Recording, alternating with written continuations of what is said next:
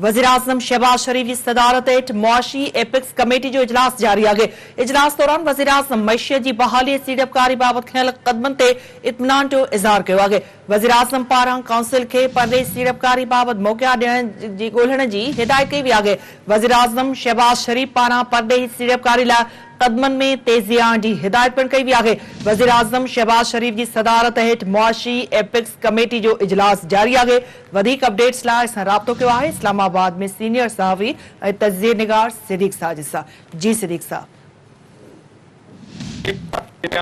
शरीफ की ज़ेर सदारत सरमायाकारी काउंसिल की एपेक्स कमेटी का इजलास जारी है, जिसमें आला सिविल और अस्करी हुकाम शिरकत कर रहे हैं। वज़ीर-ए-आज़म ने मुआशी बहाली, खास तौर पर IMF के प्रोग्राम, मुआहदे और सरमायाकारी से मुतल्लक जो अब तक इक़दामात उठाए गए हैं, इसके ऊपर इज़हार इत्मीनान किया है। और वज़ीर-ए-आज़म ने काउंसिल को गैर मुल्की सरमायाकारी से मुतल्लक मौक़े तलाश करने के अहकामात भी जारी किए हैं। उन्होंने कहा कि इस हवाले से सूबाई और वफाकी हुकूमत मुकम्मल तावन करेंगे।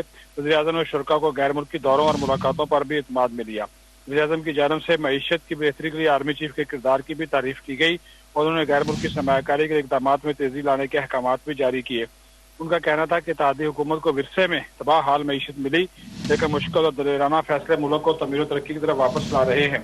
अभी भी बहुत बड़े चैलेंजेस हमारे सामने हैं और मुआशी बहाली के लिए बहराज गैर मुल्की सरमायाकारी कलीदी हैसियत रखती है। उन्होंने कहा कि मौसर अमल दरामद के लिए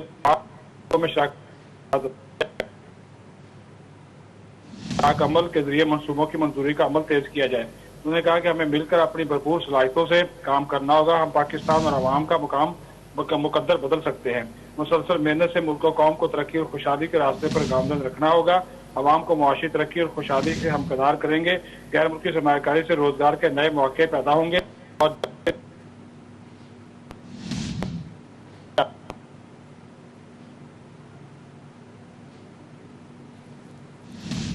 बहुत शुक्रिया सिद्दीक़ साहब अपडेट करने के लिए।